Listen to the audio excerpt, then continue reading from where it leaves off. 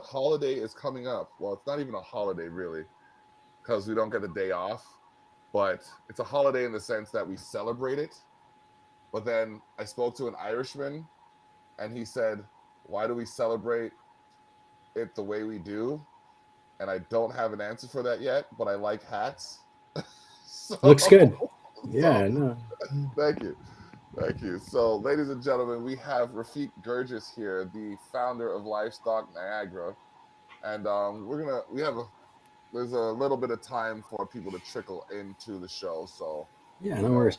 forgive my banter at the beginning of it. There we go. Livestock Niagara. That's my dude right there. You see that? That is I gotta appreciate DUI. You know what I mean? He's driving under insanity, running the boards behind the scenes.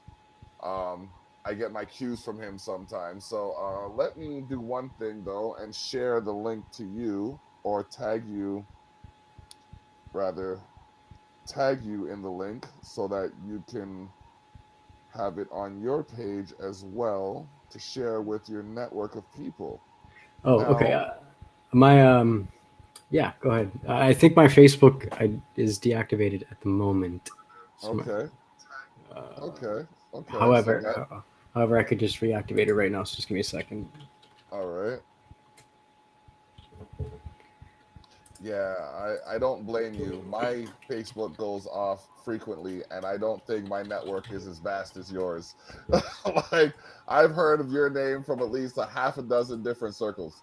So, Oh, yeah, jeez. yeah. So, you definitely have some notoriety where it comes to your craft. Thank you. Yes, no problem. Um, yeah, no, I tell you, I like kind of disconnecting every once in a while from the social media network. I've been doing this for a long time, and it's I think the whole the The audio left. There we go. There we go. we're good. Audio's back. Audio's back. Yep. Okay. Anyways, I was just saying, for me, anyways, as a promoter, social media and networking is kind of coming to a head. So it's nice to come take a break every once in a while. Oh, yeah, yeah, definitely. I find that I have to take a couple days a week just to not focus on it because of how frequently I have to respond to something or answer to, like, it's madness. So, Yeah, absolutely. so you said you've been doing this a long time. What got you started in promoting? Well, I mean, I started off when I was 14, 13, playing concerts in Niagara Falls, underground shows. A couple buddies of mine used to rent out like the Lions Hall on Portage Road, and we would play like indie screamo shows, whatever. And then, Okay. as I got a little bit older, I graduated high school and kind of just wanted to get my hand in the scene, and I kind of took inspiration from some of the other promoters that were running the show, and dabbled my first gig at the Mansion House in St. Catharines, and it just felt good. It felt good to be able to put something together for everybody, and to kind of create like a reason for people to celebrate, and just go all out. I was And at yeah, okay. Yeah, I was at one of your shows in Mansion House, and that place was full. I'm glad I'm a big dude because like it was easier to get through the crowd, but that place was full, and like that was when I was just like, okay, I got to talk to this guy somehow. I got to pick his brain about something. I got to talk to him about event organizing because not only have I heard his name in so many different avenues now I've been able to experience his craft. So, what we show did you go to? This I one. believe it was. Oh man, I know I was there with the Lunn crew. I came with Zach Burry, Oh, it was Samantha Ava with Zuffalo, Samantha Ava, Zuffalo, and Gravely James. Avery James. Yes, Yeah, yeah, I remember that show. That's a good yeah, one. that show was epic. I was just like, okay, cool. Like this, I want to play a show for this guy. You know what I mean? Like that was where I was coming from. But like now, it takes a lot to organize that. And we were talking about the social media aspect of it. Do you find that it's advantageous to you, or do you find it to be something that complicates your ability to organize shows with the amount of people that there are. It's funny. I think when the algorithms with Facebook and the different networking sites back in the day were a lot simpler, it was advantageous to have 3,000 friends, and that's kind of what you did, and you networked your way. And I think it still is extremely advantageous to use social media. Of course, it is, but it's more of a pay to play playground nowadays with Facebook and Instagram and everything. So for me, knowing that the rules of the game that they are the way that it is now, it's not really as necessary to do organic reach the way that it used to, because it's not as efficient. So I mean, it's pay to play, so you just have to put the dollars are where it works. Okay, now that being said, do you find that Facebook advertising helps, or is it the organic aspect that you rely on? I think it's a little bit of both. It's a balance. Definitely, I mean, absolutely, you have to spend money on advertising. I mean, for a long time, I kind of battled both sides of the argument. You know, I tried to do the organic thing, and it worked really well. But then you can only go so far with the grassroots movement. You have to you got to add fuel to the fire at some point in time to keep things going. Okay, okay, And nowadays, groups are hot, like Facebook groups, okay, as opposed to actually like the Facebook page itself. And that seems to be where a lot of organic growth seems to be happening nowadays.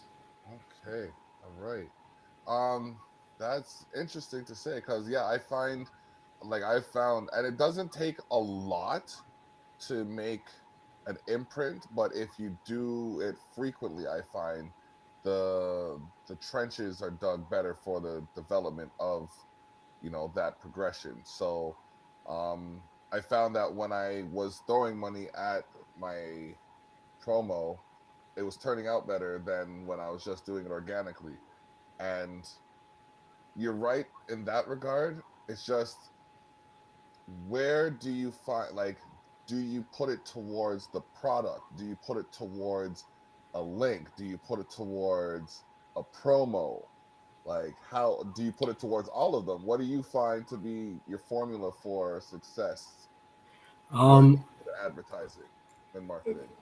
Interesting. Okay, well, for I mean, like everyone's formula is different. It depends on your demographic and like what you're working with. But for me, I found that I built my community base through grassroots movements and through just local initiatives. But when it came to advertising, I would advertise things that had a call to action that led to leads to my website or to something that generated a sale of some kind.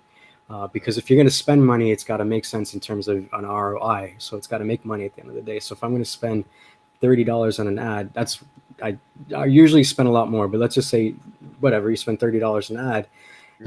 You want it to be eye catching, you want it to be attractive, but you also want it to tell people to do something. Like, why are they watching it? What do you want them to do? You want them to go to your website, and once they're there, you want them to do something else. You want them to buy a ticket or subscribe or whatever, right? And that's the ROI at the end of the day. So that's the efficiency, because you use the organic aspect to have the interpersonal component of the networking and the marketing, but then you use the advertising dollars to actually generate revenue with what you're doing. Okay, okay. Now this is something that I think a lot of people are going to benefit from hearing when they get back to it. But what do you find to be an integral part of maintaining your, I guess, your momentum during this pandemic? It's I'm not gonna lie to you, man. I've been laying low personally. You know what? With all that you have done in the previous year or two, I don't fault you. But like, I Yeah, don't doubt that you have some kind of something in the works. there's always something in the brewing in the back of my head, but it's been nice to lay low. But I mean, from taking a note from people that have been, like Revive the Rose has been doing a great job maintaining momentum. Road Wave is My Son the Hurricane. A lot of these bands have been basically, they've been really diving deep into the online medium, which is a vast resource of huge demographic of people you can reach out to. And Revive the Rose, for example, has been releasing online content every single day. If you go to their page every day, 7 in the morning, there's a post. That's just the way they do it. There's always a creative post of some kind. They've hired a videographer that follows them around, and they're just producing content. And that continual content is a really great way to maintain a momentum. And also doing things like what you're doing, which is reaching out to other influencers and kind of just strengthening the social network that you have going on. Okay, all right, yeah. And speaking of other influencers, we were supposed to have Ryan and Jill Lunn on today. Life happened to grasp them today. It happens from time to time. We have our gremlins here at Exposed North and the Savage Circle, and it's just one of those things that happen. But I want to talk about them for a little bit. I got my Sure, let's do you it. can't really see it for it's right here, boom, my Lunn Crew T-shirt. Um, that's like my trophy right there because again they were another group that I heard of doing things prior to me. Like I'm new to Niagara. I was born out here, but then we went down to Toronto for a bit, lived in the big city, moved out to Durham, then came back out here with my family. So there was a little bit of learning that I had to do when I came back out here because my there's learning that I had to do. So, knowing my family was involved in the entertainment business, my grandfather had a club out here, my grandmother ran the folk art stuff. I was in that stream of things, but then I realized it had changed. So I learned from like Ryan and Jill what venues there were, and the styles of music that they kind of liked, and I was able to actually piggyback on their develop on what they were doing, and it's really awesome the way they're family oriented kind of thing. Like I don't I felt like part of the group as opposed to someone trying to fit in. You know what I mean? And I'm sure you know what I'm talking about because I remember seeing you at one of their shows as well, and it was just like everybody was kind of connected in so much as like there were people. Yes, there you go. Check out Ryan Lunn on Instagram. But there was so like it was just a connection that was there. It was like, okay, we all knew Ryan and Jill, and they opened the gates for us to to meet each other. Like I met Gravely James at one of their. Actually, that was the first time I performed for them at a Gravely James concert. All right, when Really? Gravely James. Okay, give you a bit of the backstory. I was in Niagara Falls doing a podcast with Dylan Weber, who runs Weekly Words. Got to shout him out because he was on last month's Culture Shock magazine. So I called Chronic Spirit, who I'm sure you know, Jake Williams, and he was in Niagara Falls at the same time. So he invited me out to what was a Lunn variety show in the Falls at Taps. So I finished the podcast, got over to that show, and I was just like, I went there to watch. So Zach Burry was there with Chronic Spirit, and then they introduced me to Gravely James. So Chronic told Gravely that I could freestyle. So in doing that, he was like, okay, well, I have this song that I want to finish, but there's this part that I just have a riff for, and I don't have any lyrics over it. So he played it for me, and he wanted me to freestyle. So I freestyled over it. So I think he went over to Ryan and Jill and said to them that he wanted me to go on stage with them. So I went on stage with Gravely James, like the first time I met him. What a humble dude. We performed Subaru Hatchback 2004,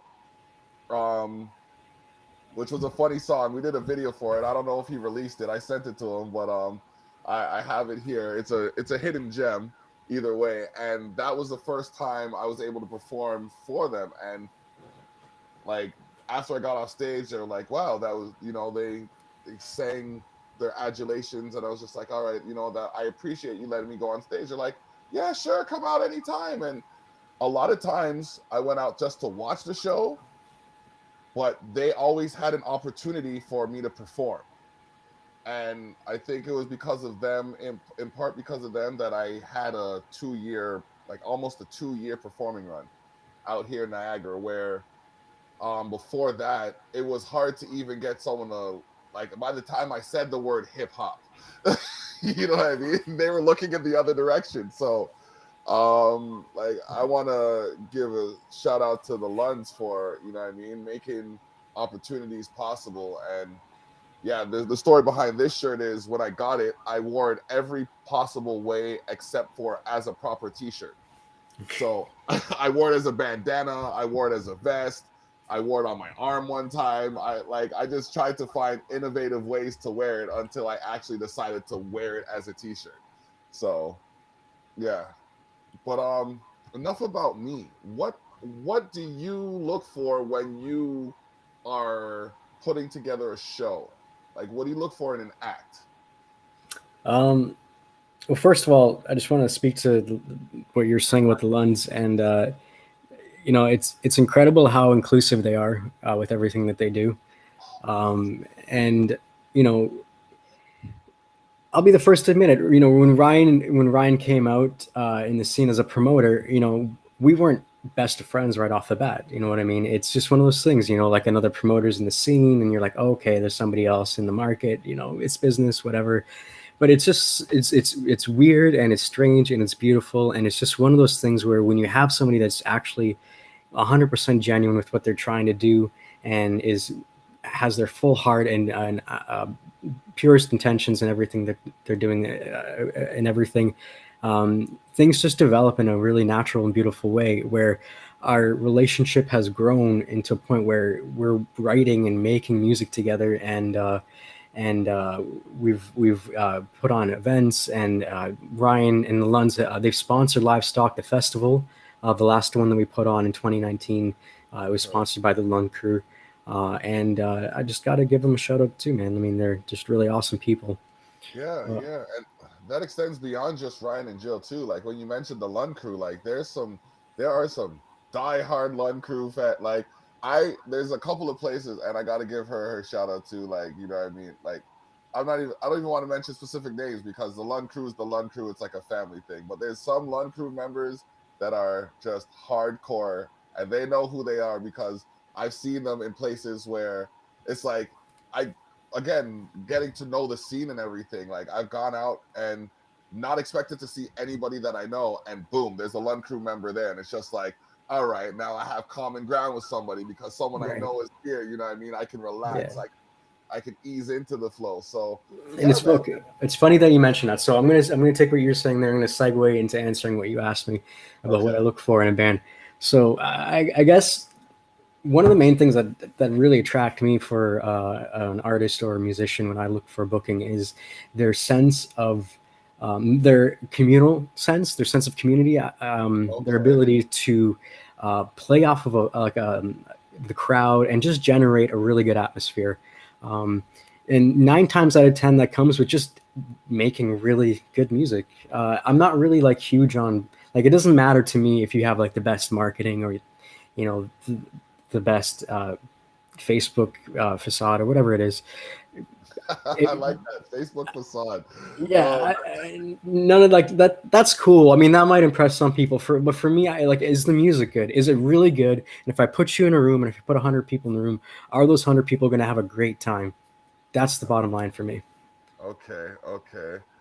Yeah, so we like to share the shock.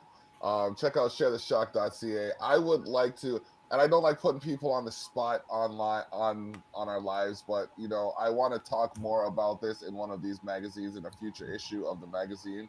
When you kick it back into high gear, you know what I mean. We can or kick it back into gear. We can talk about that. But yeah, I definitely, because it's what's happening. It's part of Niagara culture. It goes from Niagara and beyond. I believe you're in Toronto now. Yep. Yep. Okay, so what do you find? I call it the big city, but what do you find different between, like, the Niagara promotional scene or the Niagara event management scene? Because it's more than you're doing more than promoting. Really, you're structuring something that gives people a feel good sense of life. I've seen and I've heard back from people live at your events. So, um, you create an experience for people. What drives that passion to create such experiences of that magnitude? Uh, man, I it's I guess it's an art Okay. in a way. It's like painting. It just when you start layering on things and you start adding the colors and then over time, what was a couple of brush strokes turns into a beautiful collective of a painting. That's for me. That's the best part, and that's where I get off when I put on an experience. Is, you know, especially I moved around a lot as a kid, and things were weird, and I came from a different country, yada yada, all that. It's when you grow up a little bit in an impoverished situation, and you kind of have to climb your way up from the bottom. You relish in the idea of things that kind of create like a sense of escapism, a sense of adventure, a sense of jovialism, and that's kind of, I mean, that's kind of like what really makes me happy is to give people that place where they can just go and be happy, to get away from whatever it is that they're doing at home, work or whatever, and just kind of for 4 or 5 hours out of a week, just turn their brain off and just turn their heart on and just dance away. And I often said that when I was in Toronto. It's like most of the people I knew worked your typical 9 to 5, and when they were getting off of work is when I was really getting ready to start work on the weekends, kind of thing. Because I was in the entertainment scene down there, and there was place like my brother kind of got me into these different venues that he used to bounce at. So it was different kind of thing. Like you know um the Looney Tunes skit where the sheepdog is going to work as the coyote's leaving work, kind of thing. Morning Sam, morning Ralph. That's how it was with me and most of those that network. So do you find that um there are a select number of people that are actually awake during your functioning time, or that you can connect with during your peak hours? Um, well, I mean, I don't even, I, I don't know when I go to bed, to be honest. I'm one of those people who just works and works, and then I go to bed when I pass out, and then when I wake up, that's just when I wake up. But Okay, okay. are there, you know what? I think there are. I think there are people, generally speaking, for my demographic, they're more so nighthawks, so that kind of works for me. Okay. And there's a differentiation between Toronto and St. Catharines and Niagara Falls in terms of the music scene. And I think one of the biggest things is that Toronto is very saturated. You don't really, like, a lot of people don't necessarily have to keep an eye on what artist is playing at the club on Friday. They just know that there's gonna be one, so that they're just gonna go there and then they'll find out when they get there. Whereas St. Catharines is more so of uh, a tighter knit community where events are more so marketed, and then people are pulled out to come towards the event. Niagara Falls is an entirely different beast. It's separate from all of those two, and for me, it's been a challenge over the years. But we have been able to curate a pretty decent scene down there, and broke free from the whole bar band thing that they were doing for a very long time. Okay. Okay. Now, in saying that, how would you bridge the gap? Well, it's that was honestly that was one of the main reasons why I created Livestock at the time, was to bridge the gap between St. Catharines and Niagara Falls. And what I did was I used Niagara Falls grant funding to create this music festival. It had multiple stages, multiple acts, and I used the funding to make the event free to the public in Niagara Falls. So it allowed the people from Niagara Falls to be exposed to an entirely new um, uh, construct or event or whatever. But a lot of the bands that I booked were from St. Catharines. Okay. So it brought the bands from St. Catharines into the Niagara Falls downtown core, something that they had never really done before. And then it kind of married the two scenes a little bit, and a lot of the people from the Niagara Falls scene and the St. Catharines scene started to merge together and create friendships, and bands formed out of it, alliances formed. It turned out really well. Awesome. Yeah, that sounds good. That's the kind of thing that needs to happen more, I think.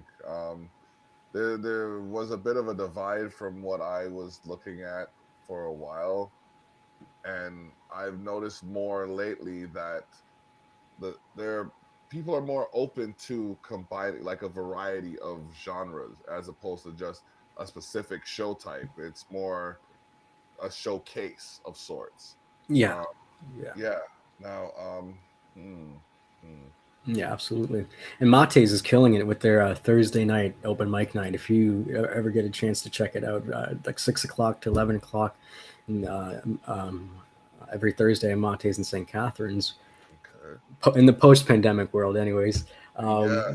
Dude, it's like you have to sign up for the open mic night like 4 hours in advance because it gets booked up absolutely full every Thursday, packed in there, and you will see every single different color and variety and just whatever of music that you can humanly imagine. Every single different kind. You got slam poetry, you got folk music, you got it's crazy, and Yeah. it's beautiful. That's awesome. Yeah, I think I've stopped into Mate. I think that was another place I've seen you perform actually.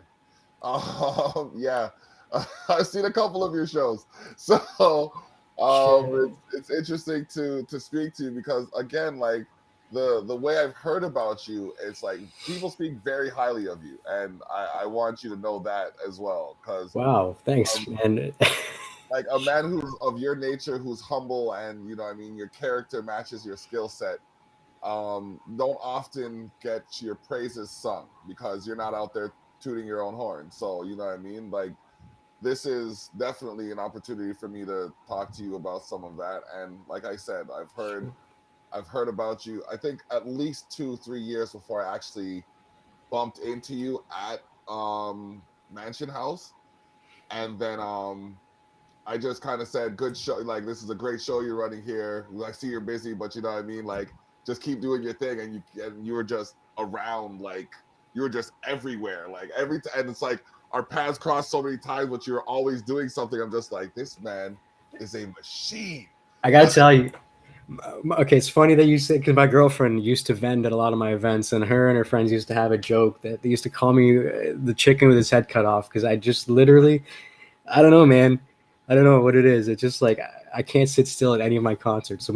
but, but I think that's a good thing though because it looks like you weren't like you were catering to your crowd. You were making yourself available for the people that were there. Like even though we only spoke briefly, it's like it's like that time that we spoke, you were like, okay, this is all the time I have for you right now, but I'm going to give you all the energy I can afford until I have to go.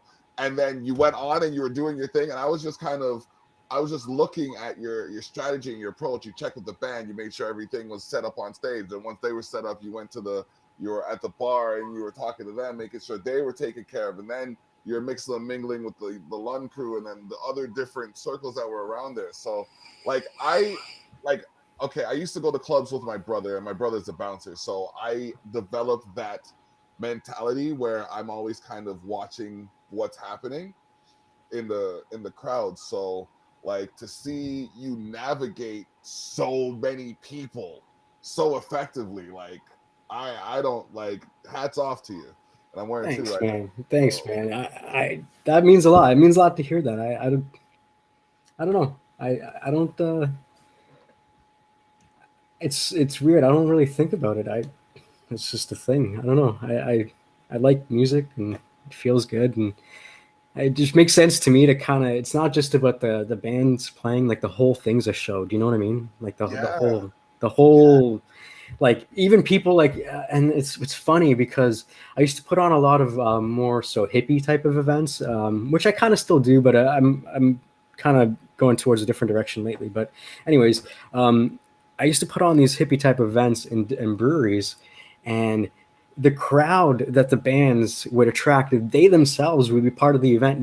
In that a lot of the regulars that would go to the brewery would come in to just see the different people that were hula hooping and hippie dancing, and it was a whole ensemble of spectacle. So I Yes, think that's part. Yeah, that's sorry. definitely no. That's exactly the term I would use. It's a spectacle. Like Mm, there's a lot of shows that happen, but your events are just that, spectacles. Because like I remember you did one in it was in the falls, and I wasn't able to make it because it was on a Saturday, and that's when I usually do my podcast.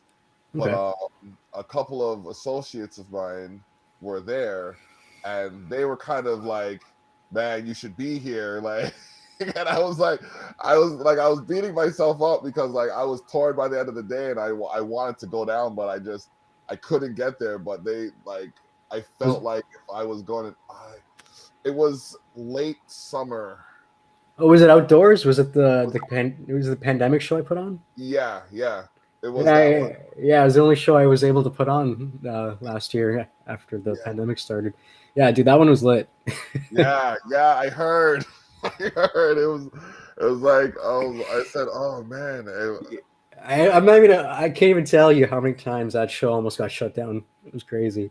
really, I had provincial police officers show up twice at that event just to make sure that everything's within that we followed all the COVID guidelines and we killed it. Like we followed everything, but like man, it was tough. That was a tough one to put on. mm. Straight up, honestly, like it's crazy. I know we're live right now, but for some strange reason, I think hula hoops might be a thing that can be utilized for future events. Yeah. Okay. Yeah. Yeah, yeah. Well, there's like there's actually hula hoops in this living room. I was gonna pull that. I don't know. Nice. You see, I'm better on the Wii than I am in person, but like I don't know, for some reason, I think I have to do something with that. It keeps calling me. I don't know why. You know, there's things that beckon to you, and you're just like, yeah, I'm gonna do that. Why? Yeah. I don't know. We'll figure it out later. Oh man, how long have you been? Like, tell me a little bit of what's going on with you? What's going on? What are you doing lately in the scene? I mean, you got like you're killing it with the show. What else you got going on? What are you doing? Man, like right now, I think we have. Hold on, let me check the logos. I think we have one, two, three, four, five, six. We have six podcasts that are going a week. Um, Nice. I got to start up daddy daughter time again with my daughter. We're gonna do a gaming podcast. We wanted to show people how dope we are at Borderlands, but because she's so young, YouTube doesn't allow for children and gratuitous violence, which I can understand. But like, I'm her dad, right? So I should have a little bit of a say in. Yeah. I should have like but it's a gray area, so we'll leave it be. We're gonna play Marvel's Avengers, and we're just gonna show people how we can spend time and have fun. Um, Nice. yeah, Nice. yeah. Then there's what else do we have going on? There's the Culture Shock magazine. This month it featured March's edition or February's edition features Sherry Darlene and Darrell Miller. Sherry Darlene, sure you probably have heard of her. She's an advocate for Black rights in Niagara Falls. Yep. Yep. And then Darrell Miller is an artist from Niagara region that's living out in Alberta right now, but he's coast to coast doing it. And then next month is going to be International Women's Edition. So I'm going to be featuring women of influence in business. I reached out to my sister, who's going to be in there, and I think that's kind of cool. Um, Absolutely. yeah, she's doing this money management course kind of thing, and I think now with the way things are happening, like money management would be a good thing to learn about. And Yeah. as well, I'm gonna have Renee Delaney in there, who is from Small Scale Farms. Nice. Nice. Yeah, Yeah. That's she awesome. Gosh. yeah, that's gonna. I just spoke to her today. I mean, like the strength that woman possesses. Yeah. She's an idol. I mean, her legacy is ridiculous. I mean, she's changed the landscape for how restaurants even utilize farm foods in their cooking and everything. So I mean, it's great. Yeah, and I mean, like, the initiative, it would be I think it would be very influential to get even like two of these people that I just mentioned in the same area at the same time. Like it would be cataclysmic because they just they just have such influence in their own respective rights that like collectively I think there would be a lot of change that would be able to happen. Yep. But again, these are just things that have to develop over time. You can't, you know what I mean? You can't throw a planet off its course. Yeah, yeah, absolutely. Well, I mean that's really good that you're highlighting that, and then you're taking the chance to give these lovely women a platform. Sherry Hawkins, another one that's killing it, doing a lot. Christy Hales, she's another one that's Yeah. that's taken the music scene by storm as well. That I've been talking to lately about different projects and events. So that's great, man. It's funny that you mentioned her because yeah, she's actually one of them as well. Her and you know what? We don't want to give away too much. Y'all gotta listen or watch the next month's issue. Look out for the next month's issue so you can see who else is in there. Like I said, there are gonna be several women of influence in the business and in business, not just the business, just business in general. And I think in part I'm doing this for my daughter too, so she could see that you don't have to be your typical stereotype. You can Mhm. be whatever you want to be, and just as long as you're doing good. I tell her before she goes to school all the time: be good, do good, and good will find you. And Absolutely, amen to that. yes, thank you. Absolutely. And I just hope that's all I hope that she can do. So, like in highlighting these women, I'm showing her that there are different avenues that you could take. She right now is a creative herself. She went to school in her cosplay uniform the other day, and I was just like, she woke up one day, she's like, "Can I go to school in cosplay?" I'm like, uh, because I thought for a minute, I'm like, okay, I don't want to restrict you, but like you know that people aren't going to receive you as well as you intend to come across, right? He's like, Right. yeah. So I said, okay, cool. As long as you know that, then go ahead. And there were a couple of kids that grabbed her wig, and I was just like, the daddy senses were just like, but I'm just like, no, she has to. It's got She got it exactly. yeah. It just she got it back. So so I was just like, I was more satisfied with that than I was angered at the fact that people were grabbing it. But they got to develop. So I don't You know. know what?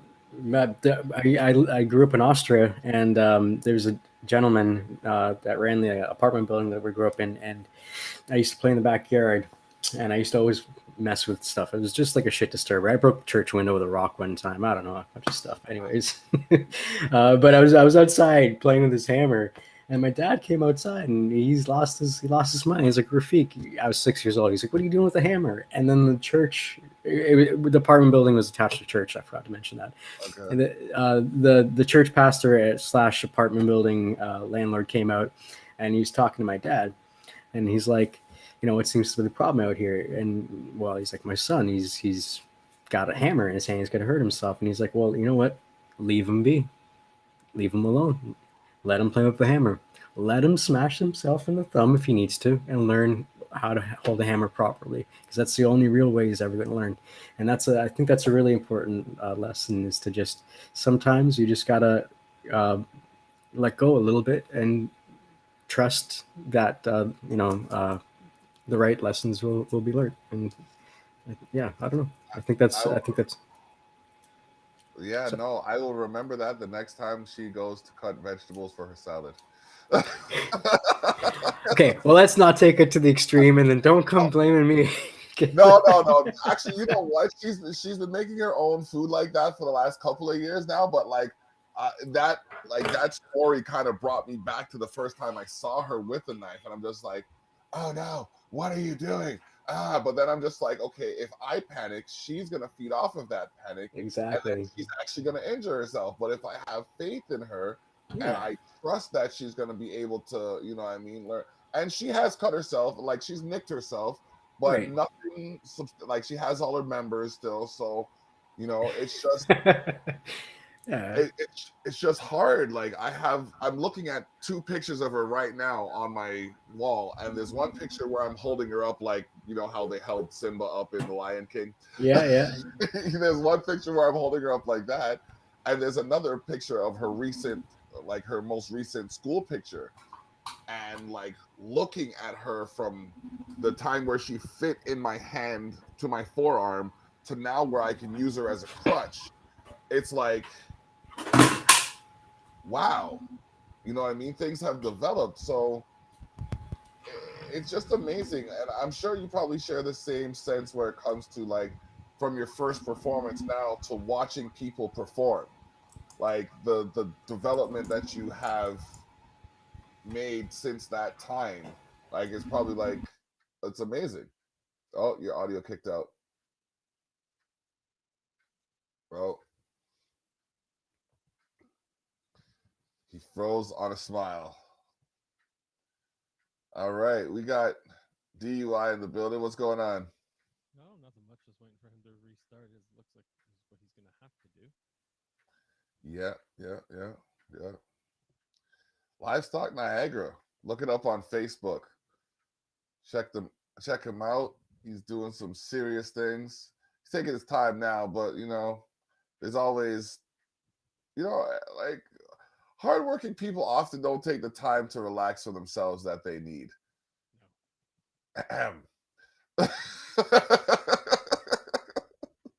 I sit here. I wake up at like 2 o'clock in the morning, 3 o'clock in the morning. I see a message like, "Look what I got." I'm just like, "Bruh, don't you sleep?" No. Last night I went to bed at 4 a.m. Oh man, yeah, man. Give it a look of the here. We'll pop it up. This is the yeah. We got LG's cooking happening this Saturday. Oh, the phone died. Okay, plugging back Oh, we in. can wait for him. That's good. We're good. Yeah,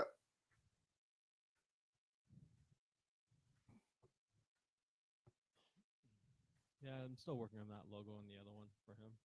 And a couple yeah. other people. Saw that. I was just like, okay. And yeah, it does more people because you're right. I didn't even think to look for it. I was just like, this is close enough. They know what I mean. Yeah, I made one for myself. So Yeah, how yeah. many months in the making? Huh? Yeah, I know, right? Yeah, yeah, yeah. There you go. DUI, driving under insanity. It's all pretty. Yep, yep, yep. I can't wait So, till he gets back. I got some questions for him. come again? Said I can't wait until he comes back. I have some questions for him. All right, cool, cool. Living in my hometown where I Yeah, started my music career. okay. That's where I started playing was in Toronto. It's changed so much from now. Yeah, yeah. That's where I did my first show. Yeah.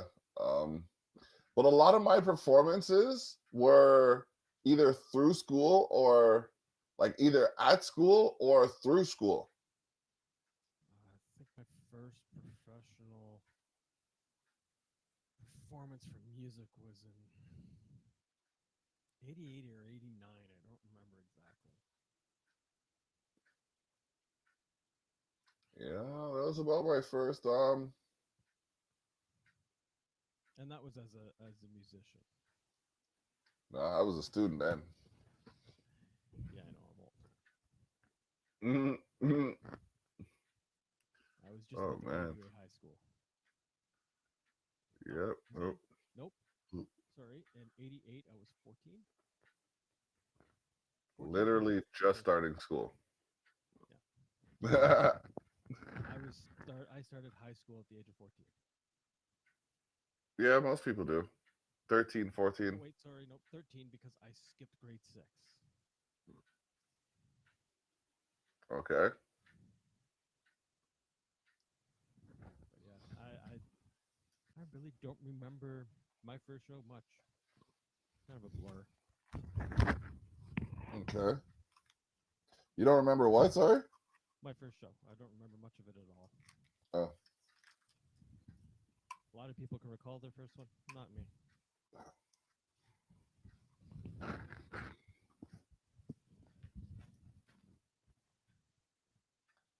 Okay, so if you could tell me what the next holiday. Oh, there we go. Oh! I see something. There we go. All right, he's back. Okay. We don't have your audio. Okay. Yeah.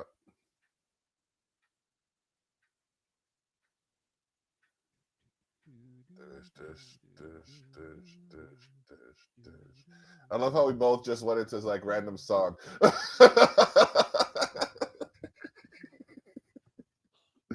Oh, that's great. Sorry. No. Wait. No, not yet. He may have to. Hello. Okay, you guys, you should be able to hear me now. Yes, perfect. Okay. Sorry. Oh, don't worry about it, bro. We just take that as we were getting somewhere good. Sorry. Where did we leave off? I believe. Well, I was just talking about some of the stuff that I'm doing right now. Jay went over some of the. We just talked about the new logos that Jay made for himself and LG's cooking show, which happens this Saturday between the hours of 2 and 4 o'clock. Yeah, it's his birthday this weekend, so we're gonna be cooking what? Well, I don't know if he's gonna be cooking as much as he's gonna be, relaxing and enjoying the time. So partaking in the eating. No, I think he's gonna make the fried dumpling and corned beef. Oh, nice. Yeah. So, that sounds delicious. Oh, goodness. Casa Loma. Nice area. Yeah, it's Oh, okay, right on. Yeah, yeah. We moved here 3 months ago now because my girlfriend got into George Brown, so we wanted to locate near the school. So, yeah, thanks, man. Yeah.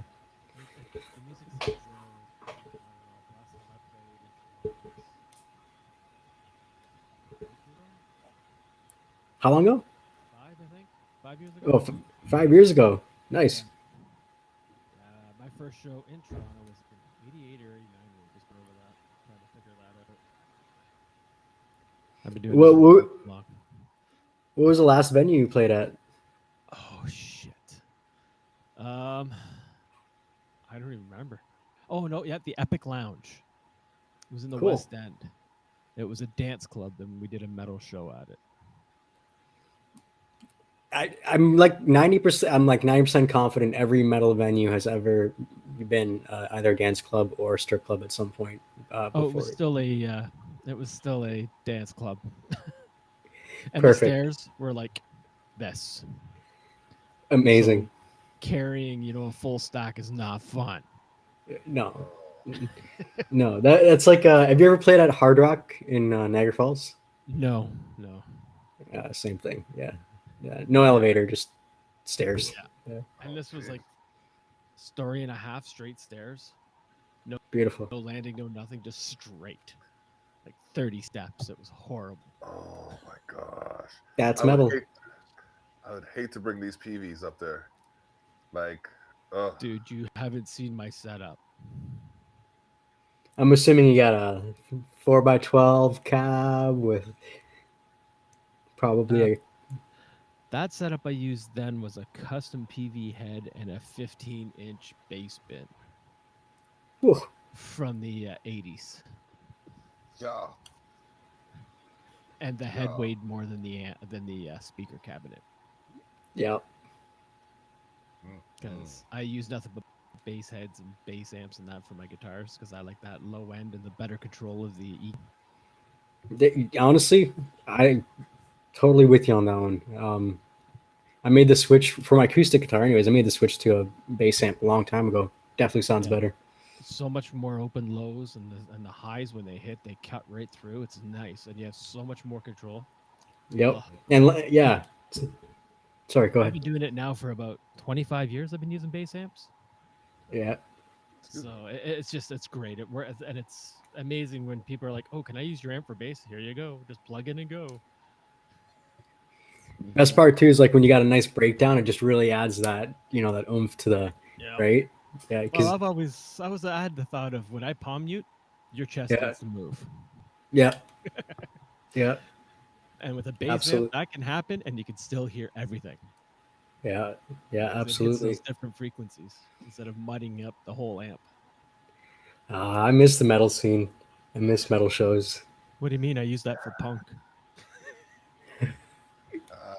When I started, I was in a punk band that mixed like 80s Love and Rockets with punk. Oh yeah, Yeah.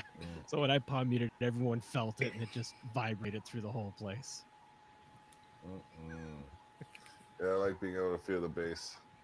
yeah, yeah. That's awesome. That's awesome. I use yeah. that setup for anything, any style of music, anything. And I run anywhere up to 15 pedals, depending. Nice, nice. Man. Now, do you like? Do you have a particular setup arrangement of pedals that you put them in an order, or? I have a pedal board that goes through the front of my amp and a pedal board that goes through the effects loop. Okay. So Okay. right Cool. now I'm running, let me see, 1, 2, 3, 4. 4 distortions through the front, 5 distortions through the front, Mm-hmm. and then another 4 through the back. Cool. And I don't run reverb or anything like that. Oh, okay. Really? I'm a very, very dry. I use the distortions and string manipulation to make my sound. So do you use a sustain pedal then, or do you like just cool? Oh, really? I have no real. Yeah, I have an EQ pedal. That's it. That's awesome. Yeah, Everything else man. is pedals into a tube amp. I think dude, that's great. Like, it's just because it's like it's so much more in my opinion, anyways, raw and authentic. The sound that like you're making out of You got to guitar. control it better. It forces you to be a better player. Yeah. Yes. All I run is an EQ and a sound gate. That's it. Nice. And all my distortions, different combinations, different setups, depending on what tone I want. Right on, man. I got into that same mentality, but as far as like the actual guitar, I stopped getting guitars with whammy bars or whamming anything. I like solid state guitars where everything's just kind of just all, you can riff on the strings and it's not gonna screw around on you. I don't have any bars on any of them. Actually, no, I have one that doesn't leave the house that I don't use for anything except for in-house recording. That's it. Okay. I have a theory. If I can't produce it live, then I don't record it. Makes sense. Gives the music authenticity as opposed to trying to replicate something that doesn't translate. Now I want to play my guitar. I'm sitting here like I'm glad I only have to bring. Wait, never mind. I bring 2 bags worth of stuff because I bring the video and the audio stuff with me. No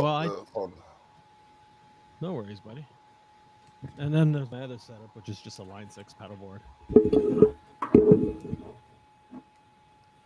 Yeah. So if you were to bring like one specifically, which one would it have been? Which one would it be? For what? A show? Yeah. Well, it's a toss-up between my heads. It depends which head I feel like using at the time. It's either going to be my MPEG SVT Pro 3 or my custom modified PV Combo 300 bass head, which was cut down into a head.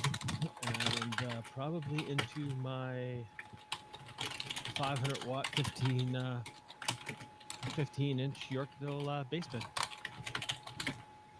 That's pretty much my go-to setup. Okay. Or I can use my 1200 watt 410. Okay.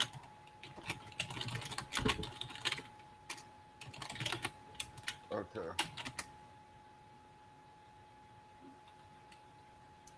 No worries, buddy. You can still talk. We can still hear you. Yeah, we can still hear you. Oh, you can still hear me? We can still hear you, man. You can still talk. Oh, that's awesome. Yeah, let's just do All that. we have is picture. There's just a picture of you up.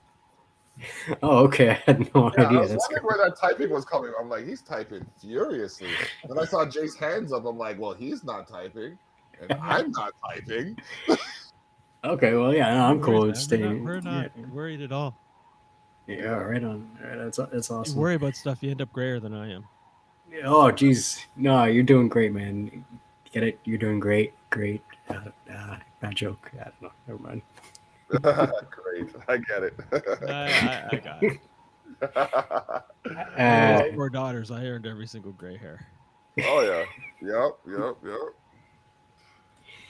So uh, yeah, all right. So you're still here. This got the picture of you up there. Ooh. So yeah, was there anybody that you wanted to shout out or thank for influencing or directing you to the point that you're at right now? absolutely. There's quite a few people, honestly. It's well. First of all, I gotta always give a shout out to Taps. I mean, they're the kind of if it wasn't for Taps, I wouldn't have had the platform and the home base and the support and the financial backing to grow livestock uh, to where it got to. And so, huge shout out to Eric Martin, the owner of Taps, for always believing in me and always giving me, you know, an ear to listen to my crazy ideas. And also got to give a shout out to the Lunns. Like we said earlier, Ryan's and Jill are huge supporters of the music scene and hugely inclusive with everything that they're doing and very supportive, and that's awesome. And some of the band. Oh, wait, I think I got the camera up and working. Oh, There you there's go, a computer. I see a Yep. computer. Haha. There you go. All right, yeah. I don't know how long this is gonna last for, but okay. And there are a number of bands that I've been working with over the years, like Road Waves. G from Road Waves, he's a buddy of mine, and one of the hardest working musicians that I know in the scene. This guy just every Were they minute of called every something day. else before? Nope, no, it's always been called Road Waves. Yeah. Yeah, no, this kid's on his guitar every single minute of every day, trying to up his game, and yeah, have a lot of respect for that. And yeah, Guitar is an Okay. instrument that will beat you back if you don't use it every day. yeah, absolutely. You got to reinforce everything you learn, and yeah, he's ripping scales. He's playing always pushing beyond his capabilities to expand his repertoire of songs he can play. So it's really cool to see. That's dope. Yeah, Taps, that's that was the another first band. place I ever played in Niagara Falls too. Taps, yeah. Yep, I've only been here 10 years, 11 years now. I think we Were Were you played- there for the Q Club days? No, opened up the last Wretched Fest that happened. Okay. Wretched Shit. band, Green Jello. Yeah. Oh shit. Who was part putting of the that very one first on? band. I'm trying to Andrew Timpero. Was it Andrew's putting it on? Yeah, and Joey Glacken. Yeah. Okay. Yeah. Shit. Yeah. Okay. Yeah, the band I was in, we were the opening act for that show. That was a long ass fucking day. I think we were there 16 hours in total. I think I remember that show. I was not leaving until the last band finished, played, and said hi. That man. That's that was the same show where they had like a whole bunch of like people in different costumes running up on stage, Green right? Jello. Green Yeah. Jello. Okay. We Is that broke their the act? stage that night? Yes. Yeah. That's Bill Manspeaker's thing. Yep. Being the shittiest Okay. band around, and all those costumes are made out of duct tape. He has them sitting in a coat. Yeah. And I they're remember- traveling around the world in garbage bags and totes. I remember he had the whole crowd chanting "Green Jello sucks" for like 10 minutes straight. Yep. It And then was the police awesome. showed up to make sure they stopped at midnight. Yeah, that's right. Yeah. That's amazing. We broke the stage. Yep, I remember that actually. There's Eric with all his carpentry tools the next day fixing the stage. It Yep. was awesome. It was a Right. hell of a day. A lot That's of people awesome, missed out dude. on that show. It was a good show. There was a lot of bands. Yeah, man. I can't wait to get back to shows, man. I like it. Honestly, I think it's going to be huge. What do you think? You think events are going to be big when things open up again? Oh, Depending on the man. area. If conversations like this happen directed specifically at an event, yeah, I think there's gonna be something, because I know I have something in store. I just have to get, like, I want there to be at least able to hold 100 people outside, Okay. and then I can start working on something. But like, it doesn't really make sense unless I can have 50 to 100 people there. Right. I think I'd probably work with the 50, even if we're allowed 100. But like, if I start at 100 and then 110, 112 people want to show up, then that's an issue. But if I start at 50 and then like 75 people want to show up, then I have that wiggle room, Yeah. kind of thing. But it's going to be something where everybody gets something for like a memorabilia of some sort for their admission. So There's a it's going couple to of be bands I interesting. can't wait to see. Oh, Yeah. yeah. There's a couple of bands that want to do a show when things open up. That's one of them. Effects May Vary. They're going to be guys are live. great. They're going to be live on the Savage Circle this weekend with Our buddy from Cleveland. Yeah, Dispel. Scott from Dispel. And we have an exclusive, but I'm not going to release any We're not going to talk information. about it yet. We're not going to release any information about that. But we'll go back to talk about Livestock Niagara, because you know, I love the way that works. It's just it gives it that professional je ne sais quoi. But Just like you, we don't stop working either. yeah, man. Always trying to improve. The road to success is always under construction.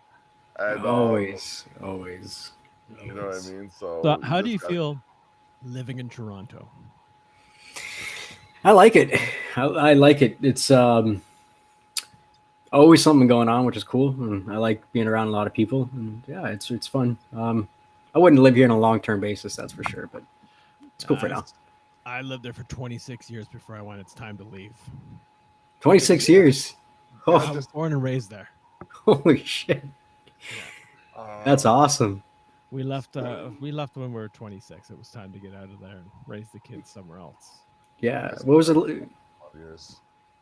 I lived at Danforth and Danforth area. Okay. Not the best place. Yeah.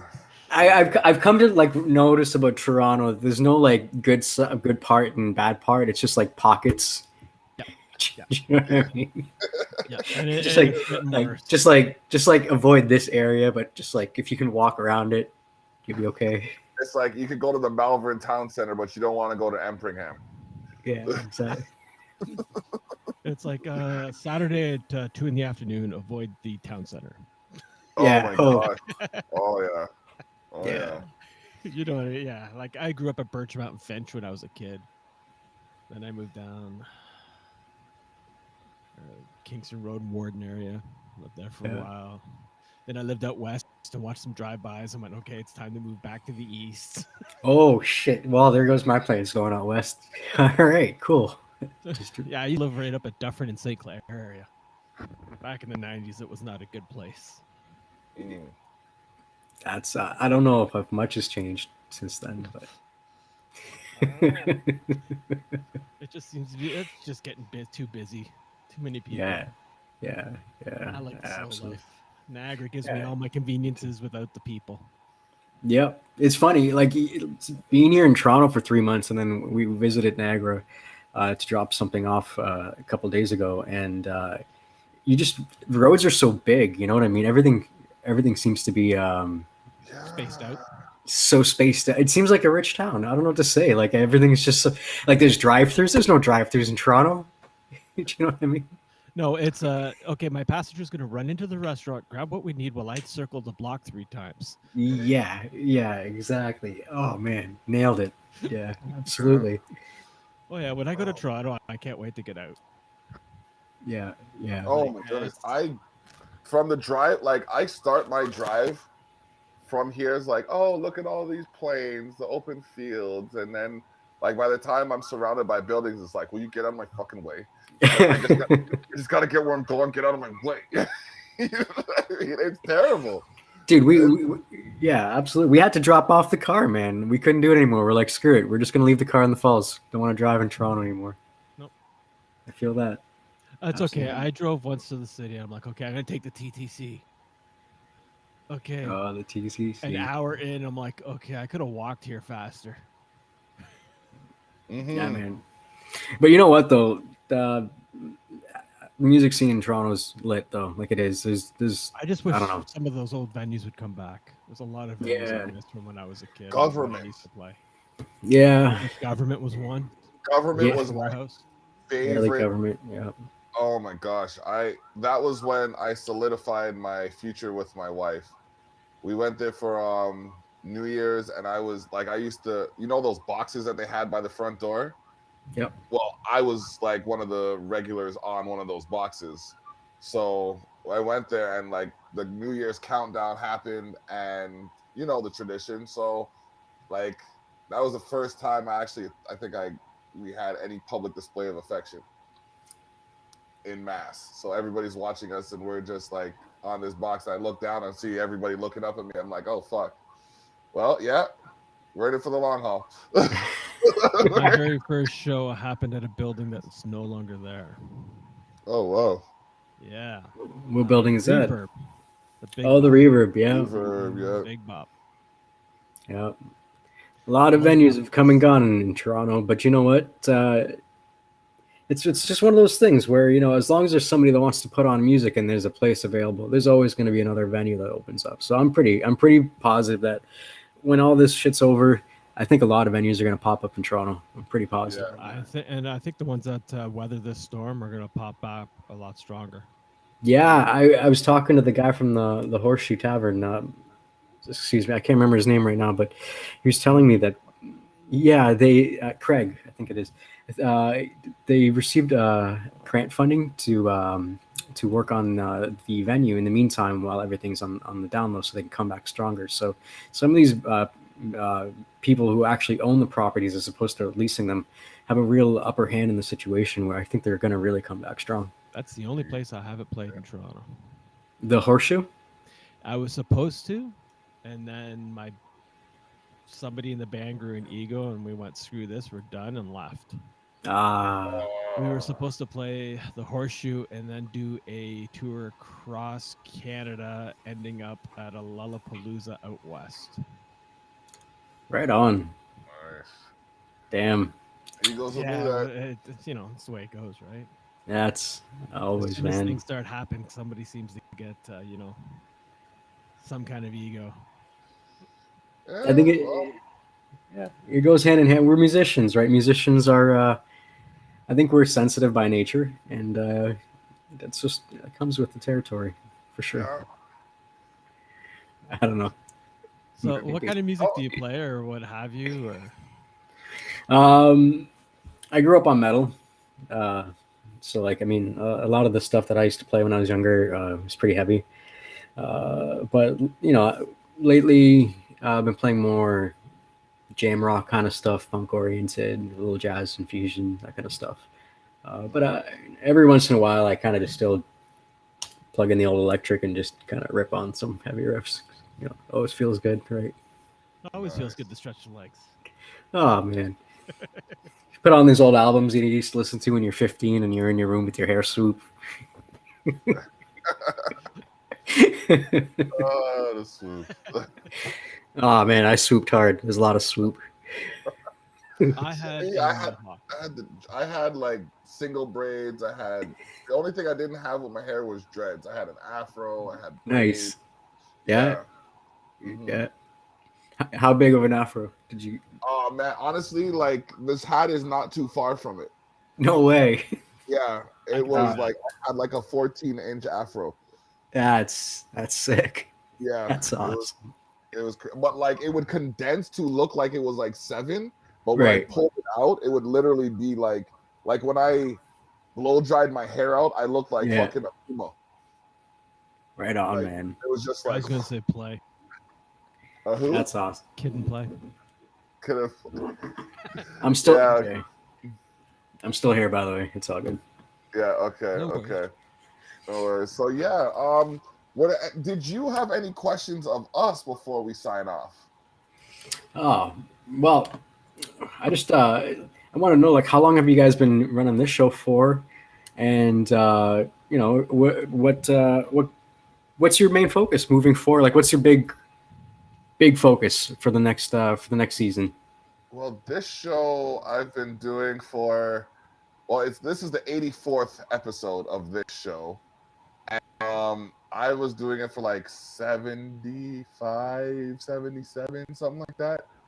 And then I met Jay while we were doing the Savage Circle, and he's come on to kind of help with behind the scenes, and you know, he'll have questions that, you know, keep the conversation going, so he'll pop in. Okay. Yeah, the idea for this show specifically is to get to know the personality behind the industry. So like you as an event planner and list of other things, we want to know, like, you know, talk to you as a person, because like we were just saying, sometimes ego gets the better of people and they think they're too good, or you know, they like to they're high-chested, so to speak, in the sense of they're haughty and they don't like to speak with humility. So, you know, like I said, with the way you were promoted by people and the way you conduct yourself now, it's like I not only appreciate your time, but like see that there's a humility to you that I wouldn't have guessed based on how highly people speak of you and knowing the nature of ego. You know what I mean? So Wow. yeah, Well, thank. Yeah, no problem. Thank you very much. There's only a handful in Niagara Falls that do promotions. Definitely. Yeah. Well, I mean, like we're a family. Do you know what I mean? Like we're a very tight knit community. I mean, we all know each other on a first name basis. Like everybody in the scene knows each other on the first name basis, and we've all grown up together. We've all had wins together. We've all had losses together. You know, when Candy Burns passed away this year, and when Jordan Rutledge passed away last year, and like these are all big players in the scene that, you know, that we were all friends with, and we can all connect on a lot of different levels. So, you know, I think it's one of those things that regardless of where people are at in their journey and egos and everything else, and we all know that it's kind of part of the music industry, right? You know, it's just the kind of the way the beast is. But the cool thing is about Niagara is that we do have that common ground that connects us all, and that, like I said, we do all know each other. And when we see each other at a show, we're all cool. I don't know how to describe it. It's a very unique scene, and I'm really thankful to be part of it. Yeah, definitely. So I have one more question. Yeah, go for it. Now since you're in Toronto. Yep. And once everything opens up and you get to see the bands and that there, you gonna try and help pull down some more down to this area for them to come visit us? Absolutely. There's a lot of great bands in that city. Yeah, man. Like I've been working with Toronto bands for a long time, and you know, I've brought down quite a few bands from Toronto, like the Honey Runners and Zuffalo and I can't remember this. But yeah, absolutely. And the plan is to hopefully dive deep into some of the venues here and put on some events in Toronto, and like we did with St. Catharines, bridge the gap at Toronto, and just kind of involve Niagara Falls in the bigger circuit of bands and bookings and tours and whatnot.